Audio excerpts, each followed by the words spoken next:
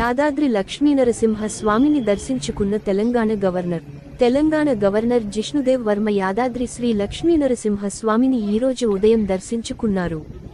ఆలయానికి చేరుకున్న ఆయనకు అర్చకులు పూర్ణకుంభంతో స్వాగతం పలికారు. గర్భాలయం వద్దకు చేరుకున్న గవర్నర్ అనంతరం ప్రత్యేక పూజల్లో పాల్గొన్నారు. ఆ తర్వాత పండితులు వేదాశీర్వచనం పలికారు. గవర్నర్ను శేషవస్త్రంతో సత్కరించి స్వామివారి తీర్థప్రసాదాలు అందజేశారు. అనంతరం దాతల నుంచి విరాళాల సేకరణకు కొత్తగా ఏర్పాటు చేసిన ప్రత్యేక విభాగాన్ని గవర్నర్ ప్రారంభించారు.